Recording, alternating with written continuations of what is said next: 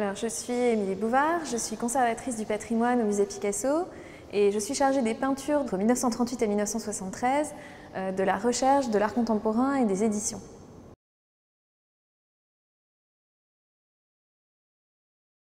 Il va y avoir deux moments très importants, je pense, pour moi. Le premier, c'est jeudi, c'est l'accrochage de la lame de la salle de la guerre avec les papiers déchirés, qui sont pour moi des objets fabuleux de Pablo Picasso, qui sont des choses toutes petites, qui semblent ne rien valoir et qui sont très impressionnantes. Et l'autre moment important, je pense, ce sera quand on va décadrer les peintures de la fin, les peintures pour la salle Avignon, où pour la première fois, je vais voir comment sont les dos de ces peintures, ce qui est toujours émouvant dans la vie d'une conservatrice. Donc Émilie Lormé, je suis restauratrice de peinture, je fais partie du groupement Elsa Vigouroux. Nous sommes donc plusieurs restauratrices de peinture, voilà, travaillées au sein de l'institution. Effectivement, ces œuvres sont arrivées encadrées, elles sont présentées sans cadre. Donc il s'agissait de superviser tout ça, de vérifier, de faire des constats d'état, vérifier l'état des œuvres et donc voir s'il n'y avait pas de modification visuelle d'état. Et là, ça permettait aussi, ce qui était intéressant, de voir les tranches extérieures des œuvres qui sont plus visibles, notamment les accrochages qui peuvent être originaux, avec des semences originales, des traces de coulure de l'artiste qui sont produites lors de la réalisation.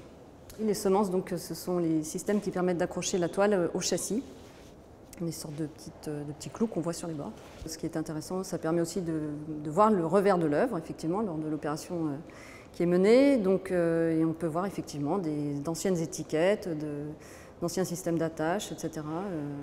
Au revers de cette peinture, il y a un stretcher bar lining qui a été posé. C'est un système de protection anti-vibratoire et qui est fait avec une toile qu'on appelle cellulose, c'est une toile polyester qui permet de limiter les mouvements de la toile lors des manipulations, du transport, et aussi quand la toile est en contact avec les traverses du châssis, limiter donc l'arrivée de nouvelles craquelures, fissures le long des traverses. Parce qu'en l'occurrence, on a pu préserver le montage original en posant ce stretcher bar lining derrière.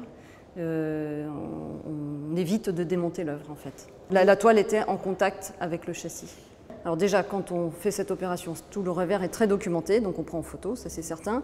Et aussi, de toute façon, c'est totalement réversible et il est prévu, c'est localisé sur les constats d'état, l'endroit exact où il y a les inscriptions.